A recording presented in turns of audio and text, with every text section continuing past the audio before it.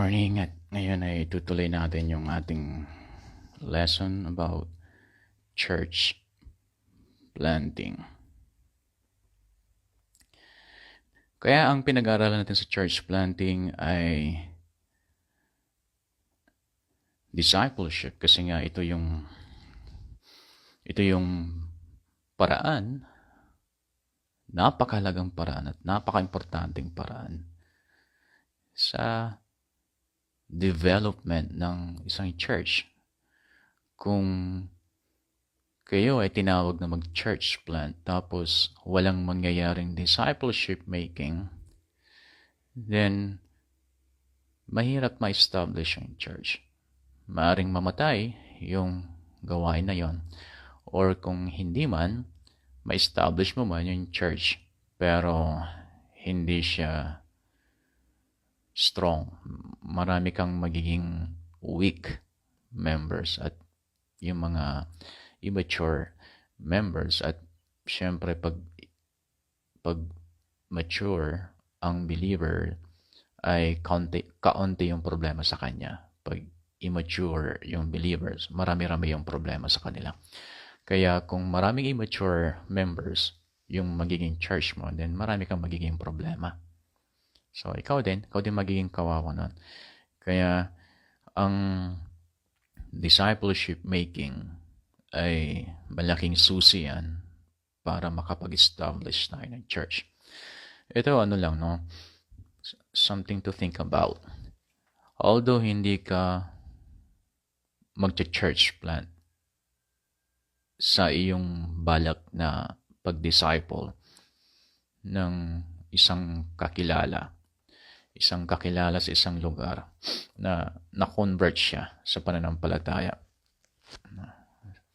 Tapos nag-decide ka to disciple yung converted na ito.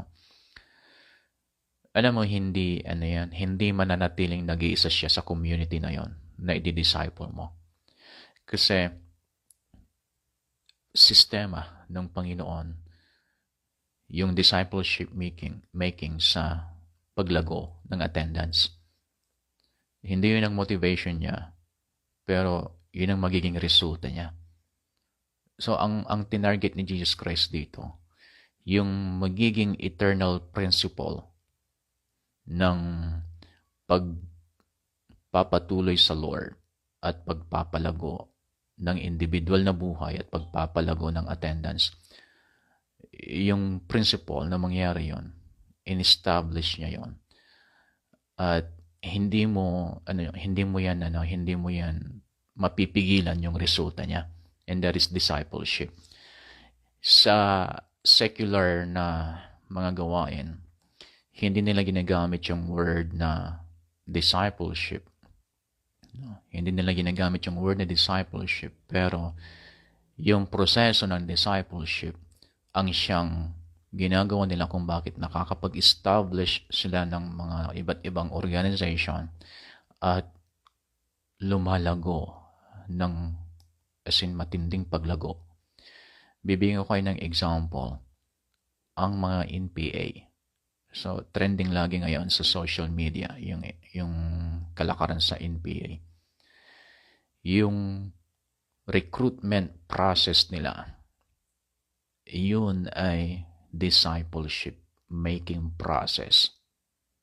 Step by step, hindi nare-realize ng mga tao na sa bundok na sila may hawak ng armas.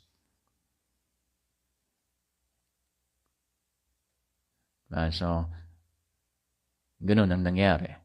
Hindi nila namalayan they are being discipled to become a new people's army. Pero sa atin hindi ganun, na hindi ipinaparealize yung mangyayari sa kanila. Pero ang pinupunto ko dito, bakit ko ginamit yung example na NPA, ang pinupunto ko dito ay makakaproduce ka ng followers using the pattern of Jesus Christ. kung nagamit sa dark side ay naging effective, di lalo sa kanyang tunay na gamit. So yan ang principle, sistema na in-establish ni Jesus Christ. Panginoon natin ang siyang nag-umpisa nito. At sa lahat ng susunod sa prinsipyo na ito, sa sistema na ito, same result ang siyang mararanasan niya, kagaya ng result na naranasan ni Jesus Christ. Nagkaroon siya ng close disciples at nagkaroon siya ng crowd at hanggang ngayon tuloy-tuloy pa rin ang pag-produce ng followers ni Jesus Christ because of this discipleship making process na establish ni Jesus Christ. Kaya kung ang church planting na gagawin mo ay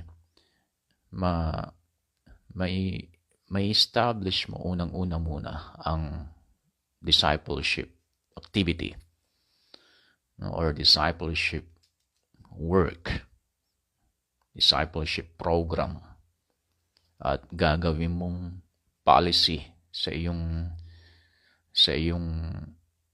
kasi minsan kailangan natin gawing polisiya ang isang bagay nang sa ganun ay maging parte ng ating mindset. Kasi pag naging policy na yan, pag kayo nagtatrabaho sa isang company, tapos aware kayo sa mga policies nila, then magiging bahagi ng mindset mo. Kahit wala ka doon sa office, kahit wala ka doon sa lugar mismo ng pinagtatrabahuan mo, nasa isip mo yung mga polisiya.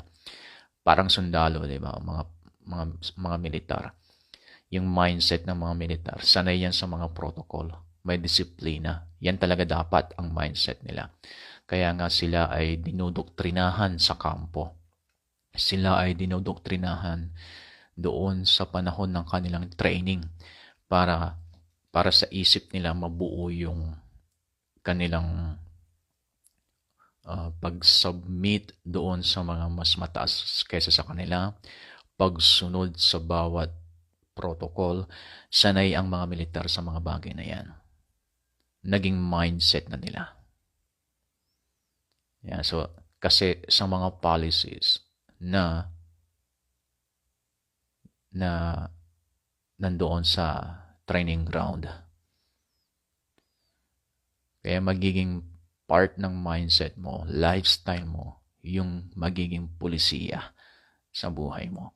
Kaya kung gagawin mong policy, yung discipleship making process, discipleship making activity, pag gagawin mong policy yan sa buhay mo, gagawin mong mindset mo, lifestyle mo, then nasa iyo na yung assurance na magtatagumpay ka sa church planting na alam mong tinawag ka ng Lord. At kahit hindi ka tinawag na mag-church plant, yung isa na uumpisahan mong i-disciple, then kalaunan, yung dinisciple mo, magdadala yan sa Lord.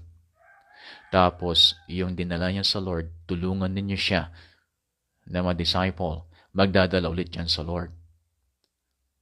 Okay? So, hindi ko sinasabing ito ay kasama sa sistema. Yung sasabihin ko ngayon, hindi ko sinasabing kasama sa sistema, pero kasama ito sa resulta. Merong pagkakataon na sa isang community, hindi mo kailangan mag-house-to-house evangelism. Hindi ito kasama sa sistema, kundi isa sa mga resulta na mangyayari. Darating ang panahon na hindi mo kailangang mag-house-to-house evangelism kasi yung isa na well-developed ang pagkaka-disciple mo sa kanya, solid follower ni Jesus Christ ang kanyang kinahinatnan, magdadala yon ng it's either kaibigan niya or family members niya or pinsan niya. Then, tumutok ka ulit sa discipleship making, pagtulungan ninyong dalawa yung bago niyang nadala. Then, may sasabay dyan. Kasi ang baguhan kasi, ang baguhang tagasunod ni Kristo o baguhang nakakilala sa Kanya, mas on fire silang mag-akay ng tao sa Lord kaysa sa mga datihan. Ang mga datihan, marami ng mga ano yan, dahilan, marami ng mga palusot yan. Kunwari busy yan, pero sa totoo lang, nanlalamig na siya. Kasi once na na-stop yung pag-akay sa Lord, may stop din ang apoy. Kasi ang purpose ng apoy is for you to become witness. Diba? Sa Acts 1:8. Yung Acts 1:8, ang purpose ng power is for you to go out and share the gospel so that you can make disciples. Mag-share ka para meron kang madi-disciple. Yun ang pinaka-purpose ng Acts 1:8. Hindi yung ma-receive mo ang power para may maranasan ka spiritually. Ma-receive mo ang power para manginig ka. Hindi yun ang purpose. O maranasan mo ang power para sabihin sa mga iba na you have power. You've experienced the power of the Holy Spirit. Hindi ganun ang purpose. In-empower ka for you to become a witness. At yung pagiging witness mo, hindi yung mag-i-stop sa pagpapatanggap mo doon sa isang individual. Tuloy-tuloy ang pagiging witness mo sa kanya, kaya i-disciple mo siya to become follower of Christ. Yan ang purpose ng Acts 1:8. Para mangyari, para ma-empower tayo ng Lord doon sa kanyang pinapagawa, go and preach the gospel, go unto all nations and make disciples. Yan ang purpose ng Acts 1:8. Kaya nga, tinan nyo, pansinin niyo yung mga hindi nag-engage sa discipleship making na nakaranas ng empowerment of the Holy Spirit. Yung nabaptize sila ng Holy Spirit, na naranasan nila yung infilling of the Holy Spirit. Ano nangyayari sa kanila? Ilang araw makalipas ang ilang linggo, o makalipas ang ilang buwan na hindi sila nag-disciple. O di ba bumabalik sa dati? Nanlalamig unti-unti, hindi mo na makita sa church. Pag dumating sa kanila yung invitation tungkol sa mga spiritual na activities, binabaliwala, di ba? Pero pag ang invitation ay tungkol sa birthday, tungkol sa dibo, kahit lockdown yan, gagawa ng paraan. Yan ang mga ebidensya na yung taong yun na present sa mga secular activities, present sa mga kainan, pero hindi mo mapapresent sa mga gawain ng Lord, yan ay ebidensya na nanlalamig na yon. Hindi niya pa-prioritize yung secular activities or hindi niya pa-prioritize yung mga kainan or gala kapag on fire yan. Imposible. Hindi ako naniniwala doon. Ang mga on fire sa Lord, hindi nila ipa-prioritize yung mga temporaring kaligayahan lang. Dahil temporaring kaligayahan lang naman ang mga yon. O pupunta sila sa isang gawain, o masaya sila, o post dito, post doon sa Facebook. O pagkatapos na, pag na-post na nila, o may ilang araw pa siguro magsasaya sila dahil sa mga likers nila o sa mga magko-comment. Pero pagka na-stop na rin yung pag-comment, nag-stop na rin yung pag-like, hindi na gaanong masaya yung mga temporary lang yun. So, hindi ako naniniwala na ang isang on fire sa Lord, ipaprioritize niya ang temporary na kasiyahan. Diba? So, sasabay yan sasabay yung invitation ng iba. Hindi mo na mapigilan yan. At the more na dumadami yung i-disciple mo, dumadami ang work. And that's why sinabi ko, wala ka ng time na mag-house to house kasi doon sa isang bahay, 2-3 bahay, ay hindi mo na makayanan yung dami ng i-disciple mo. Kasi pag ginagawa mo yan, kinoconcentrate mo sa mga ilan-ilan lang na i-disciple. Alam mo, ang ginagawa mo noon ay nagtitrain ka ng sundalo mo, sundalong mapagkakatiwalaan sa labanan. Hindi yung house-to-house evangelism lagi ang ginagawa mo, ang dami-dami mo nang napatanggap, wala namang nade-disciple. O di nag-gather ka lang ng problema sa buhay mo. Imbis na 1 year kang ganon, pupuntahan mo yung mga tao house to house, evangelize 1 year na ganon, puro evangelism. Tapos walang discipleship. Anong mangyayari sa'yo after 1 year? At anong mangyayari doon sa mga na-evangelize mo na walang discipleship process na nangyari? Nag-Bible study nga kayo, pero yung Bible study mo ay para ikaw lang, maranasan mo na ganito palang mag-preach. Sa isang Bible study, ganito palang magturo, ganito palang mag-lead ng Bible study. Tapos, inatasan mo pa yung mga baguhan pang mga kasama mo na habang nagtuturo ako, please picture niya ako ipopost ko to sa Facebook. Yung motivation mo dun sa Bible study para may maipost ka sa Facebook. Alam niyo, sa totoo lang, sa discipleship making, hindi mo maisip yan. Hindi mo na maisip yung picture-picture. Kung mayroon man makaisip, okay lang kung may nakaisip, pero hindi ka concerned dyan sa picture-picture pagka ikaw ay nagdi-disciple. Kasi, alam mo, ang greatest advertisement ay hindi yung pag-post sa Facebook. Ang greatest advertisement ay yung mga taong na-disciple. Kasi ibig sabihin niyan, pag na-disciple, ibig sabihin, mga nagbago. Mga nagbagong buhay. Kasi walang pagbabago kung walang discipleship. Kasi yung discipleship, yun ang paglago. Kaya pag walang discipleship making, share na kayo ng gospel, house to house, then nagpapagod lang kayo. Kahit ilang taon kayong mag-house to house, walang church na ma-establish. Pero kung ikaw ay nag-engage muna sa mga individual and then eventually magiging small group, then sinisiguro mo na lahat, ang bawat isa ay mag-undergo ng hindi mag-undergo, kundi makikita mo ang bawat isa na isi-secure mo yung paglago ng bawat isa. Tutulungan mo ang bawat isa para lumago. Then, yung mga tutulungan mong lumago, yun ang mga magiging katuwang mo mamaya. Okay, so, hindi masama ang house to house, pero ito ay minsan-minsan lang ginagawa. At dapat pag ginawa ito, ready ang mga disciplers. Hindi dapat kahit hindi lang house to house evangelism, kundi lahat pa ng mga effort to win souls. Hindi dapat naglo-launch ng activity to win souls kapag walang riding disciplers. Sayang. Iyon ay irresponsible. Yan ay pagiging irresponsible.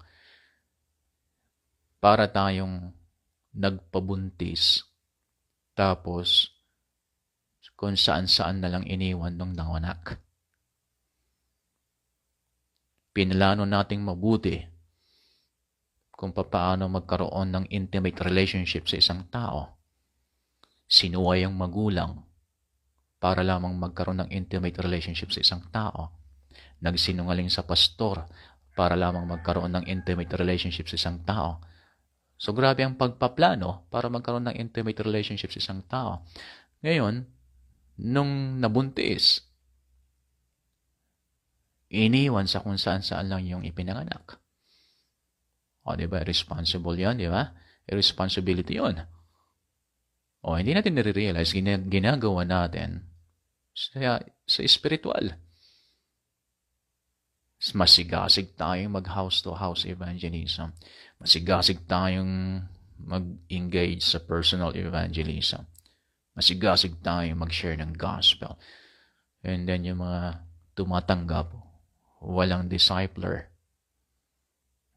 nasasalo sa kanila. At tayo mismo na nag-share ng gospel, hindi man lang natin sila tinulungan na lumago sa Lord. Kala natin kasi tapos na yung trabaho natin, basta na patanggap natin sila. Hindi po. Hindi ganun sinabi ng Lord. Ang sinabi ng Lord, preach the gospel, make disciples. Wag tayong maging irresponsible. Wag tayong mag-share ng gospel, mapatanggap din wala ng discipleship. At ang discipleship process is a long-term process. Kaya nga process. Walang nadi-disciple ng isang taon lang. Sa isang taon, pwede siyang mag-step na to become a disciple, to become a follower of Christ. Pero sa isang taon, kulang yan. Pero at least sa isang taon, pagka nakatutok ka sa discipleship, at least sa isang taon, makikita mo na ang growth doon sa isang dinidisciple mo. At least kahit papaano, may growth na yan. Sa isang taon siguro, matututunan niya ng makipag-commune sa Lord. Sa isang taon, matututunan niya na magbasa ng Bible.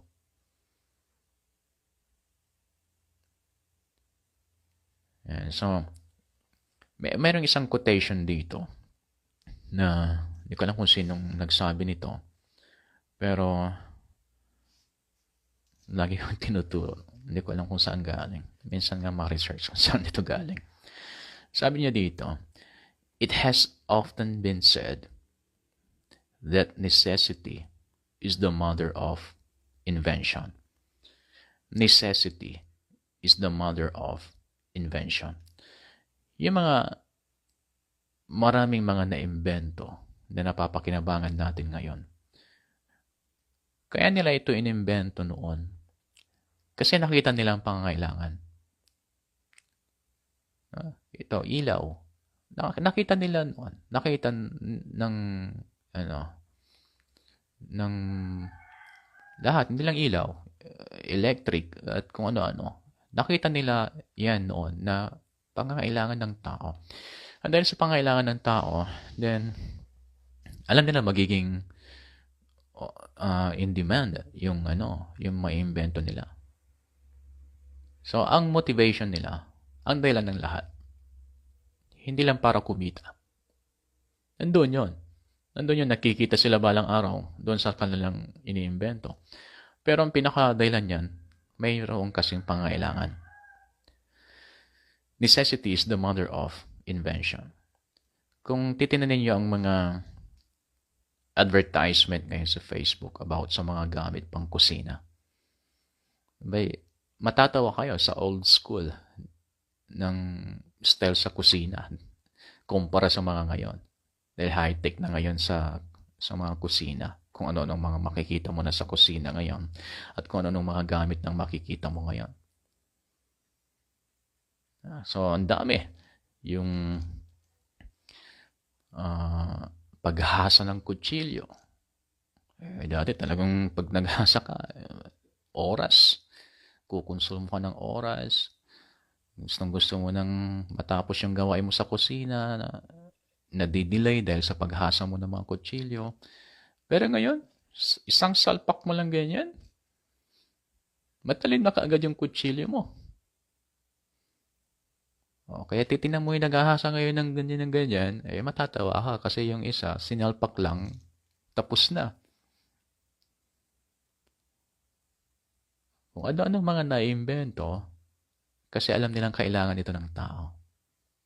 Yung last na nakita ko na ads, carpet sa kusina na napakadaling matuyo.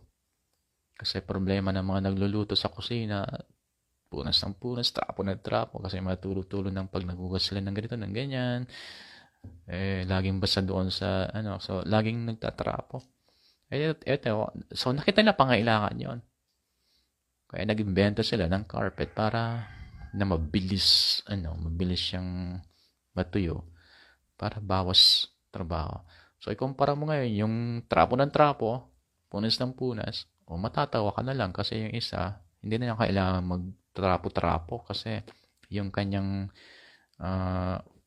yung floor ay may carpet na para siyang nakasakay sa kotse. So, ang daming gamit sa kusina ngayon na matatawa ka na lang doon sa mga old school.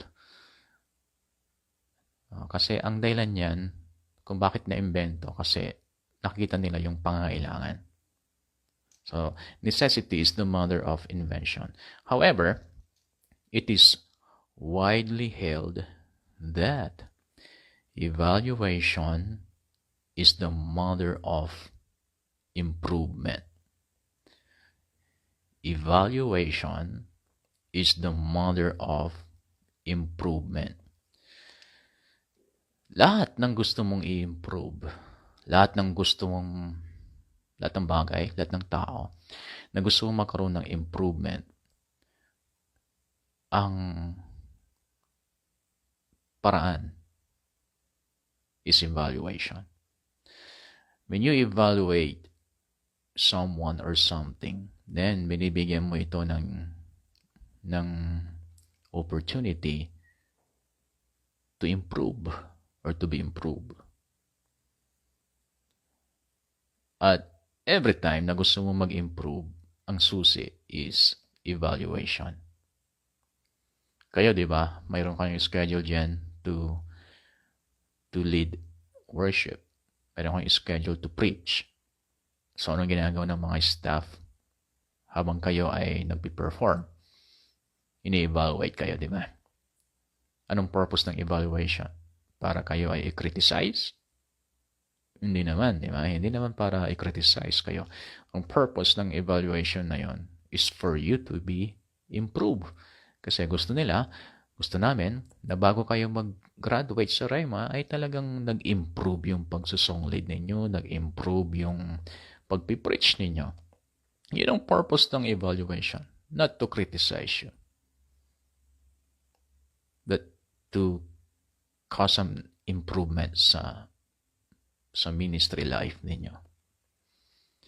Sa school, yung dean or yung owner or yung mga department head, meron silang regular evaluation doon sa kanilang mga teachers.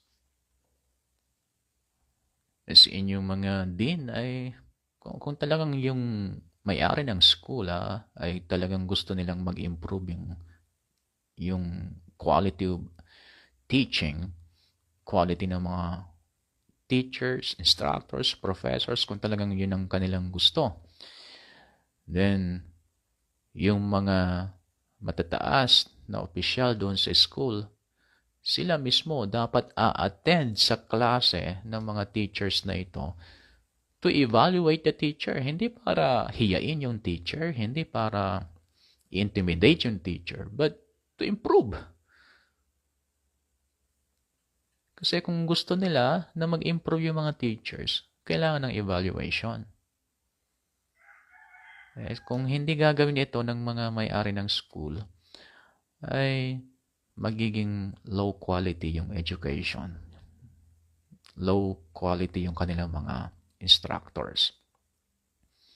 Kaya napakalaga, kung gusto mong mag-improve, evaluate. Kung ikaw ay mag-i-evaluate, ang resulta niyan is improvement.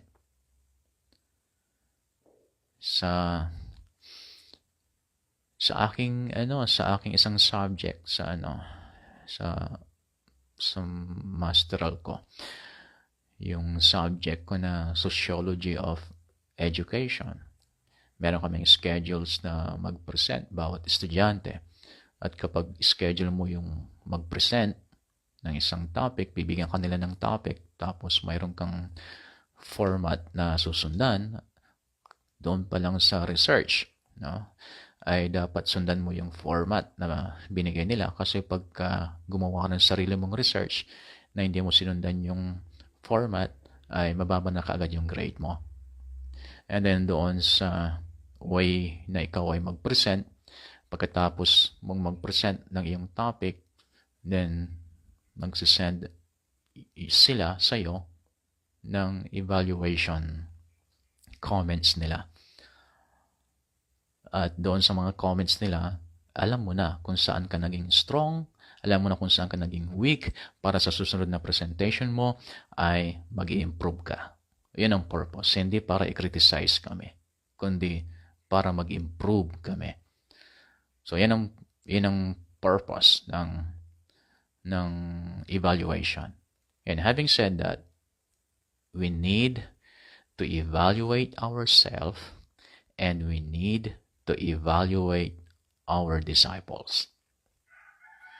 Kapag hindi nangyari yan, then babagal yung pagiging disciple ng mga dinidisciple mo. At maging ikaw, babagal ang iyong panglago. Yun ang kagandahan sa discipleship making. Nagdi-disciple ka and at the same time, ikaw na-challenge ka at nare-remind mo yung sarili mo how to become a disciple. Kaya, pag nagturo ka, nagbigay ka ng counsel, nagbigay ka ng advice or encouragement or teaching doon sa mga dinidisciple mo, then, kailangan, pagkatapos mong gawin yan, pag nasa bahay ka na or habang nasa daan ka pa uwi, kailangan yung tinuro mo, i-review mo for yourself. Kasi, makikipag-unahan ka na i-apply yung itinuro mo. Pagdating sa pag-apply ng Word of God, okay lang makipag-unahan. Bakit mo kailangan makipag-unahan? Lalo kung yung tinuro mo, alam mo na hindi mo pa masyadong nararanasan. So, kailangan mo makipag-unahan kasi ang mga bagong believers, mabilis sila. Mabilis silang mag-apply. Ganun talaga yung mga style ng mga bago. Magturo ka, i-apply ka agad. Hindi ka gaya sa mga datihan. Kung ano-ano pang mga dahilan. Delayed lagi. Delayed lagi ang obedience ng yung mga datihan. Madalas delayed. Hindi ka gaya sa baguhan, mabilis. Pag narinig nila ang Word of God, mabilis silang mag-apply. Ngayon, pag in-apply nila yon, syempre, magkakaroon ng resulta yon. Ngayon, pag nagkaroon ng resulta sa kanilang buhay, tapos ipaparating sa'yo, hindi ka makaka-relate kung ikaw mismo na nagturo, hindi mo na naisagawa at hindi mo naranasan. So, papayag ka ba doon yung dinidisciple mo, nauunahan ka na niyang maranasan yung salita ng Diyos kaysa sa'yo na nagturo sa Kanya? So, yun ang kagandahan ng discipleship. Kasi pati ikaw nadi-disciple pag ikaw ay nagdi-disciple. Pero pag hindi ka nagdi-disciple, so hindi nare-remind sa'yo yung mga bagay-bagay na yon. Kaya nga, when you stop growing, you start dying. Yan. Kaya dapat ang discipleship making hindi dapat mag-stop kasi yan ang paraan para magkaroon ng growth. Kasi pag dire-diretso yung growth, dire-diretso ang buhay. Once na na-stop yung growth, mamamatay ang iyong spiritual life at ang gawain. Okay, so evaluation is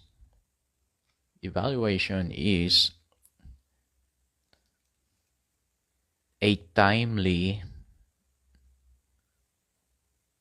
and objective appraisal given for guidance by one who is personally interested in you as an individual. Ulitin ko, no? Evaluation is a timely and objective appraisal given for guidance by one who is personally interested in you as an individual. Evaluation is a timely and objective appraisal given for guidance by one who is personally interested in you as an individual. So, ito na yung unang sabi niya, timely napapanahon. Napapanahon yung binigay mong pagsusuri sa Kanya in light of discipleship. Yung napapanahon na kailangan niyang marinig para yung pagiging disciple niya ay mas lalong mag-improve.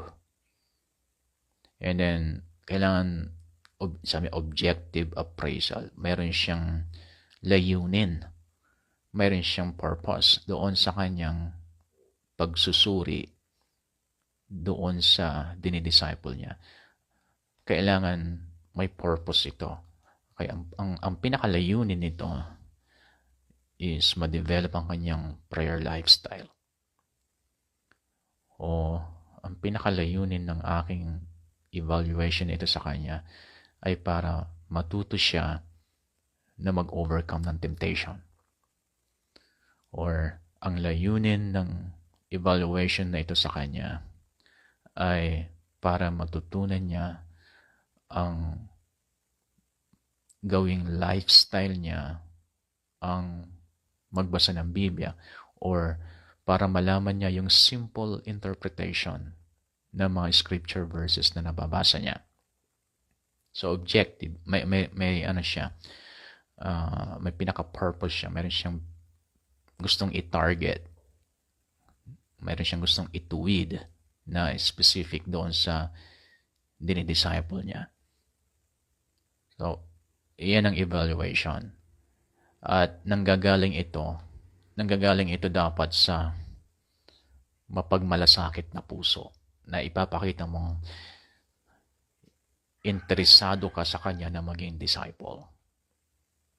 Hindi yung maging interesado ka sa kanya, naliligawan, or maging jowa, hindi ganon. Kundi ipapakita mo yung interesado kang siya ay maging disipulo. Okay? Sa CCF, meron silang tinatawag na D group, yung mga ganon D group. Sa kanilang discipleship system ng CCF, necessarily requires this disciple's evaluation by her discipler through one-on-one discipleship. Kaya ganun kabilis at tuloy-tuloy na paglago ng CCF. Kung familiar kayo sa CCF. Sa buong Pilipinas kasi, dalawa ang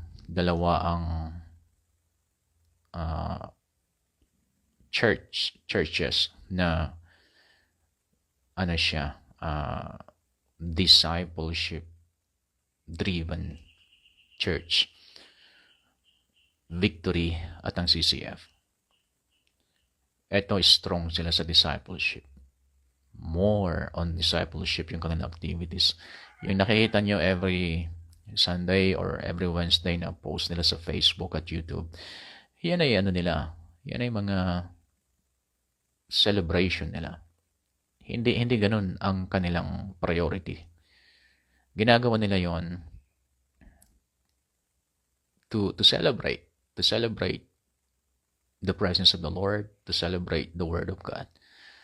Pero, yung kanilang daily activities at sabay-sabay na nangyayari sa bawat bahay, sa bawat kung saan sa mga establishment, mga iba't ibang community, sabay-sabay yan during weekdays. Monday may nangyayari, Tuesday, Wednesday, Thursday, Friday, Saturday, even Sunday afternoon. Ang kanilang major activities as a church is discipleship. Halos lahat involved sa discipleship making. Kaya ganun kalaki yung church nila. At ganun karami. Kasi every member is involved in discipleship making. Kaya ang isang church na hindi involved sa discipleship making, hindi talaga lalago yan at hindi magkakaroon ng mga outreaches. Magkakaroon lang ng growth sa church at outreaches kapag naging busy na ang church sa discipleship. Pag wala yan, wala. May possibility mamatay yung church or maging stagnant pag wala ng discipleship making. Okay, so kaya sa CCF at saka sa Victory na kasama sila sa pagbibigyan mo ng category, mega church. Sila yung organization na hindi nakakaranas ng division. Yung mga well-known churches dito sa Pilipinas, isang araw babalitaan mo na divide na sila, nahati na. Alam niyo kung bakit? Kasi ganun talaga ang mangyayari sa although sabi ng mga iba, division is multiplication. Kasi pag na-divide daw yung church, nagkakaroon ng dalawang malaking church. Siguro may konting truth yon. Pero kung na-divide siya dahil lamang sa kakulangan ng discipleship, ay pagkakamali. Mas malaki yung pagkakamali kaysa doon sa maganda nangyari. Ano yan? Hindi nagkakaroon ng division ang CCF at ang Victory. Dahil ang bawat isa involved sa discipleship. Ang major activities is discipleship. Kaya ibig sabihin, kung ano man yung kanilang teaching, na strong sila sa teaching na yun, na i-impart sa bawat member nila. No? So, hindi parehas kung saan strong teaching ang CCF, kung saan strong teaching ang Victory, hindi parehas.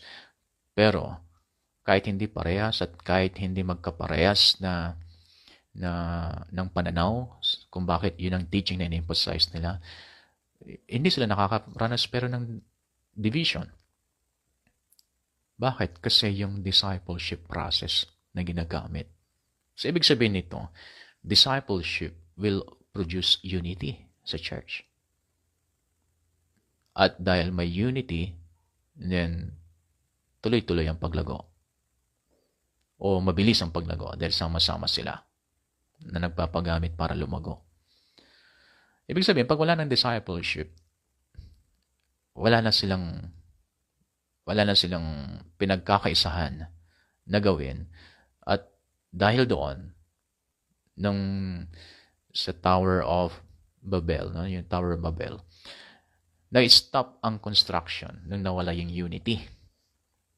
So, ganun na mangyayari sa isang church. Pag wala ng unity, wala ng vision, wala ng motivation, wala ng inspiration. So, mamamatay na or madidivide na. Na-divide na nung wala ng unity. So, ganun ang mangyayari sa isang church.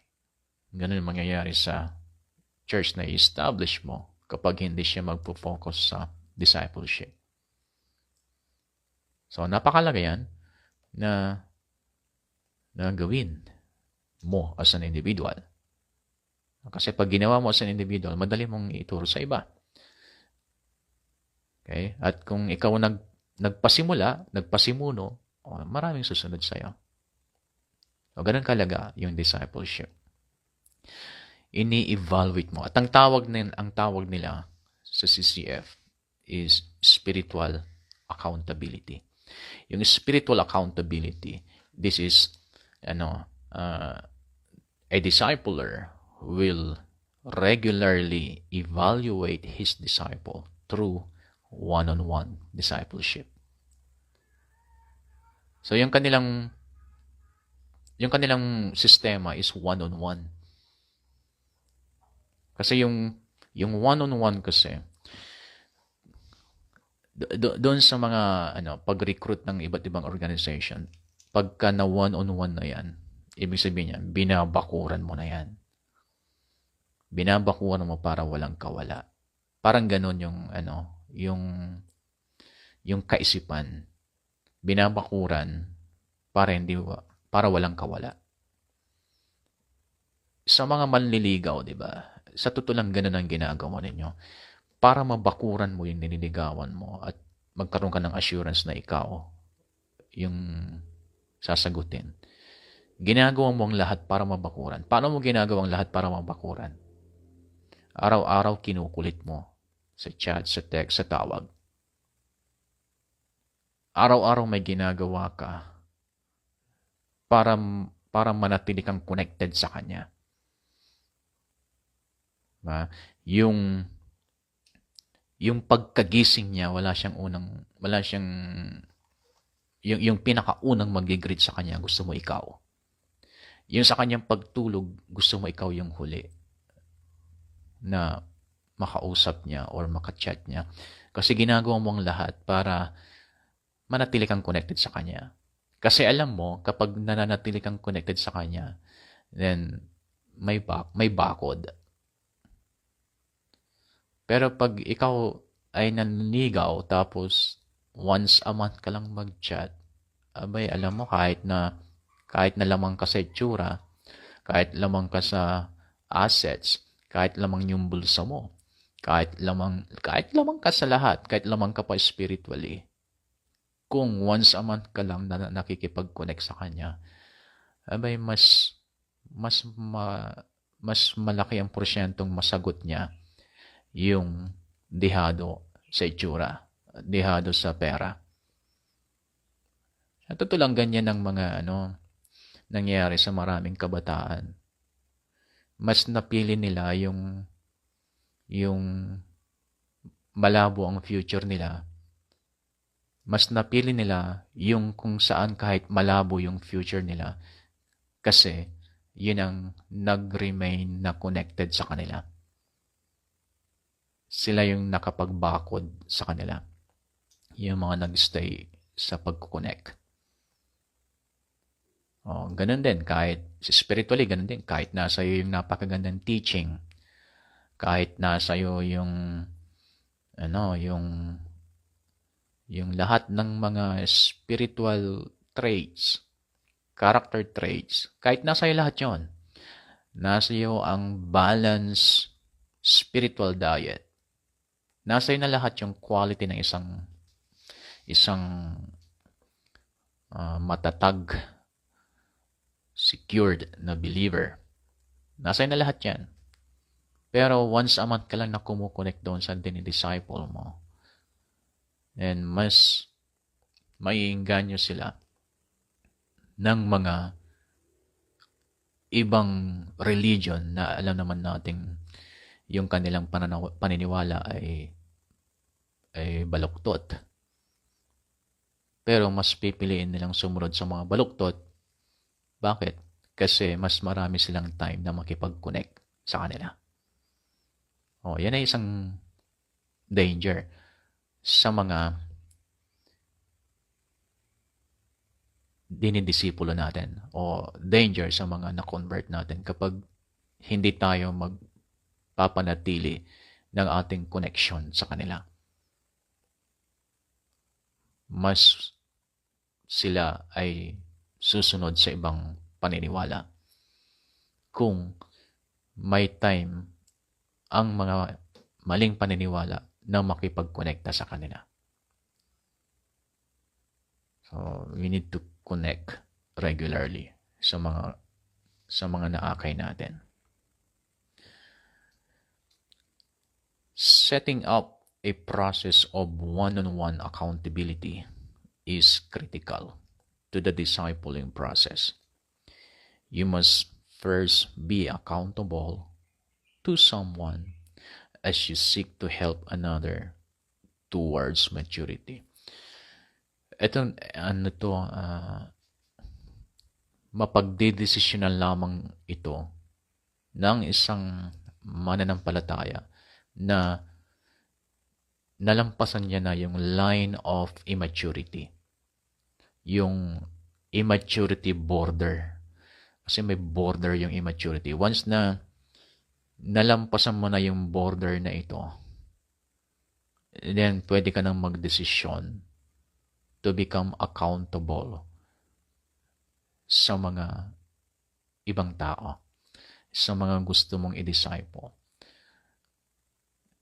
Pag hindi natin magawang accountable tayo sa mga taong ito, ang dahilan ay hindi pa talaga tayo nagmamatured. Tandaan niyo yan. Kung hindi mo pa magawang ituturing mong parang pananagutan mo, no? Kung hindi mo pa magawa yan na pananagutan mo ang mga taong ito kapag hindi sila naging disciples, pag hindi mo pa kayang isipin yan, ang dahilan yan ay hindi ka pa talaga nag-grow or hindi mo pa nalalampasan yung border ng immaturity.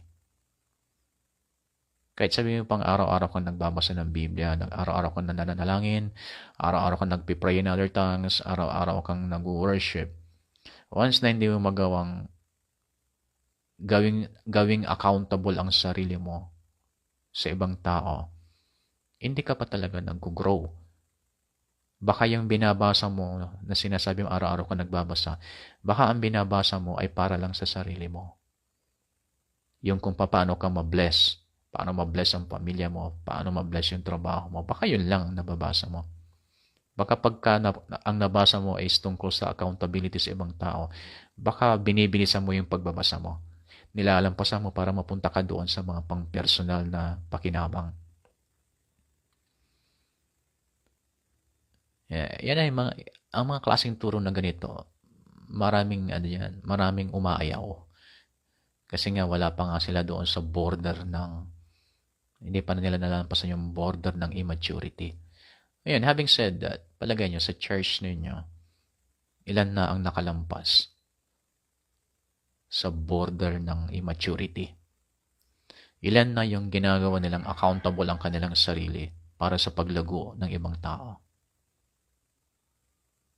Pero ang plano ng Diyos, ang bawat isa sa atin, lumampas sa border ng immaturity. Yan ang plano ng Lord sa atin. O kaya, challenge ko sa inyo, tanungin niyo yung sarili ninyo, kailan ako lalampas sa border ng immaturity? Kasi magsasawa din kayo eh. Ang kasiyahan sa buhay, yung kasiyahan, kasapatan sa buhay, nandyan yan sa lagpas ng border ng immaturity. Once na ginawa mo ng accountable ang sarili mo para sa kapakanan ng ibang tao, diyan ka makakaranas ng tunay na kasiyahan. Makakaranas ka ng kasapatan. Marirealize mo nga na magre-repent ka kasi dati nilagay mo sa isip mo na ang kasapatan mararanasan mo kapag may jowa ka na o kapag may asawa ka na. No? Kasi marami tayong mga tinatawag na unrealistic expectation. Hala natin pag nag-asawa tayo, happy marriage, happy ending, happy family. Yan ay unrealistic expectation. Kasi nakikita natin sa television, nakikita natin sa mga movies na happy ending. Ay walang katotohanan po ang lahat ng mga yan. Naipakita lang sa inyo ang maliit na side ng marriage. Pero the way na ipakita ng Hollywood or ng iba pang mga production company ay yun ang pinaka-highlights. Hindi po. Hindi ganyan. Hindi ganyan ang marriage life. Hindi lahat ay cloud9 sa marriage. Sa mga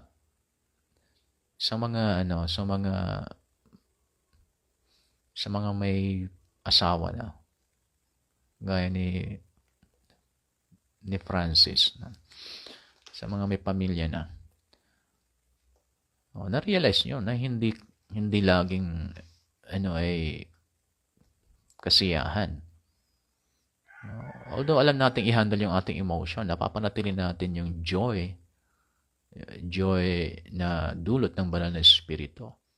Pero anumang aspeto ng ating buhay, lalo pag involve ang relationship, pag involve ang tao, asahan mo yan. Mayroong problema yan na maibibigay. Mayroong kasama dyan yung pag-handle ng iyong emosyon kasi tao yan eh. Buti kung kahit na yung taong yan na kasama mo ay kahit na katulad na ng sarili mo, palagay mo yung sarili mo. Wala bang problema sa sarili mo? Sarili mo nga, may mga ayaw ka eh. Alam mo yung pagkakamali ng sarili mo. Alam mo yung mga weaknesses mo. O di dapat aware ka din na sa mga ibang tao may weaknesses din yan. Dahil yan talaga ang totoo. Kaya once na nag-handle ka ng tao, once na nag-engage ka sa anumang activity na involve ang tao, asahan mo may problema yan. May part na masaya, pero mas maraming part yung talagang mag-iisip ka paano mo i-handle. Tao yan eh. Ang ipinapakita ng mga pelikula, ng mga videos sa YouTube o kung saan, ang pinapakita nila yung part na kung saan ay masaya lang. Pero akala natin ganun talaga. Ganun ang mas maraming part. Kasi nungalingan po yun. Once na involve ang tao, involve ang problema.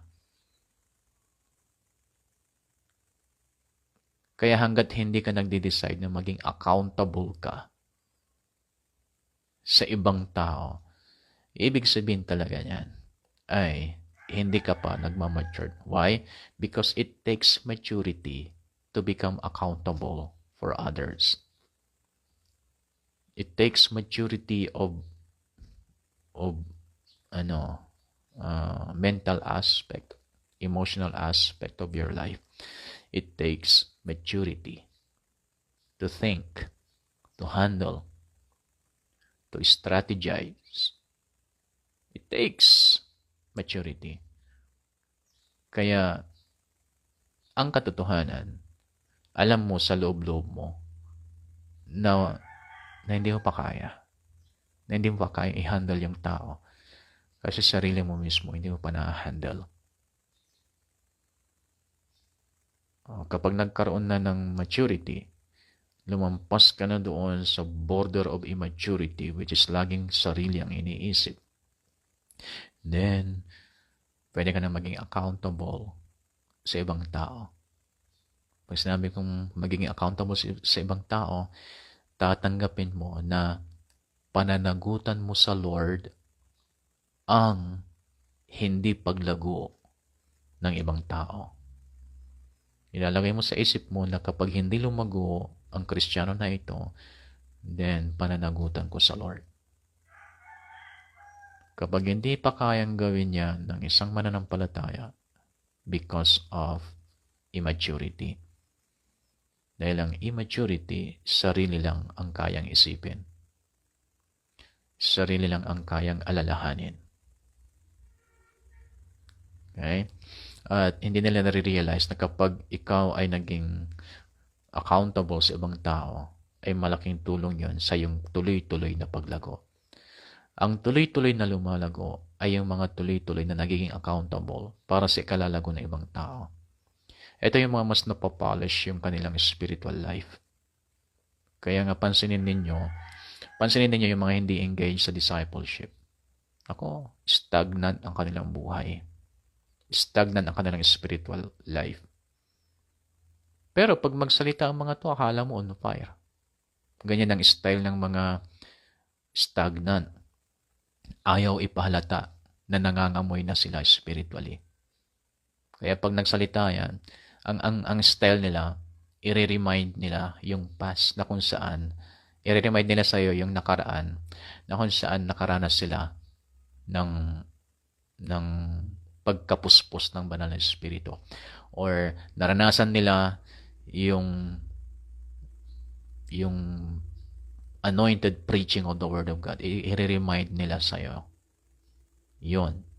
Or i-remind nila ang kanilang sarili sa mga bagay na yon. Pagkausap ka nila. Para ang maiwan sa isip mo ay on fire pa rin siya kasi naalala pa rin niya yung ginawa ng Lord sa kanya. Pero ang katunayan yan, meron na siyang ibang pinupursue. Meron na siyang ibang priority. Na kahit sabihan mo siya na mayroon kang ipagawa sa kanya sa time na yon, ay wala na siyang motivation para gawin yon. Doon parang gusto niya, pero sadyang may priority na siya sa buhay. Kaya yung energy niya para gawin yung pinapagawa mo, magagamit na niya sa iba. So, wala na siyang time na gawin yung pinapagawa mo. Ganyan ang style ng mga stagnant ang pananampalataya. So, maaring sila ay nakalampas na dati sa border ng immaturity. Pero, nagbalik. Kasi, ganun na nangyari sa mga Corinthian church. Sabi ni Apostle Paul, na-reduce kayo sa carnality. Alam nyo na ang truth. Napakain ko na kayo dati ng spiritual meat, pero ngayon, hindi ko kayo mapakain ng mas matigas pa. Puro kayo, spiritual milk. Naging carnal kayo. Hindi ako, pati sa Galatians, sabi ni Paul, nagtaka ako, unti-unti na kayo na nasisway. Ang maturity kasi nare-reduce yan. Kapag na-stop yung discipleship, nare-reduce yung maturity. Kaya, kapag na-stop na yung gawain ng isang disciple, sa inyo sa bawat individual, kung na-stop na yung gawain ng isang disciple sa buhay mo, then akala mo, matured ka pa, kasi narating mo na yung maturity dati. Pero nung na-stop ka na, wala ka na sa discipleship making process, hindi ka na involved or engaged sa discipleship making process, then yung maturity mo na-reduce. At kapag magtutuloy-tuloy ka sa panlalamig, then babalik ka doon sa immaturity area. Kaya hindi ka ulit naging accountable sa buhay ng iba. Kasi na-reduce na yung maturity mo. Nandun ka na sa immaturity ulit. Ngayon, hindi aware ang marami dito. Kaya tuloy-tuloy yung kanilang panlalamig. Kala nila walang epekto yun sa kanilang spiritual life. Hindi. Kaya itong nangyari sa atin sa kapaligiran, yung sa pandemic, akala ng mga ibang matured pa sila kasi narating na nila ang maturity minsan, pero hindi na sila nag-engage sa discipleship making, na-reduce na pala yung kanilang maturity. At sa aking individual o sa aking personal experience, ay napakahirap i-handle yung mga na-reduce ang maturity. Ang hirap i-motivate. Kaya nga, mas madaling manganak. Physically, naturally, mas madaling manganak ng bago kaysa bumuhay ng patay.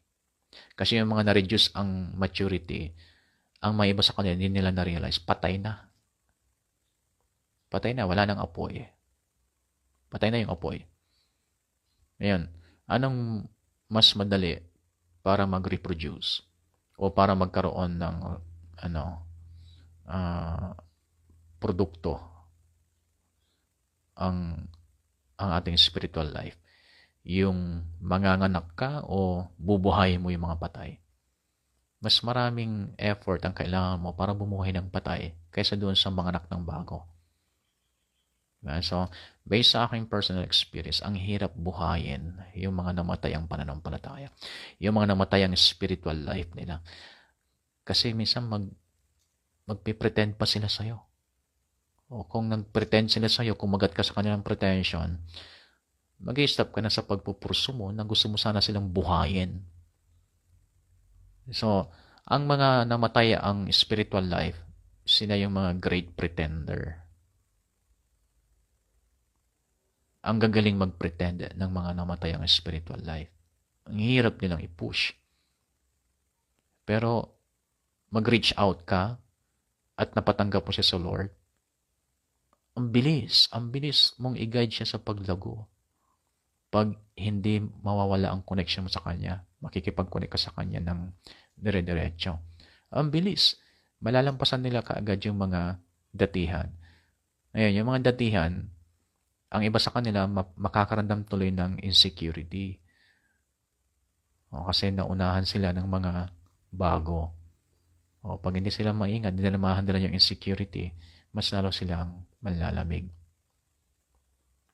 Okay, so mag-stop muna tayo dito. Itutuloy natin mamaya. God bless.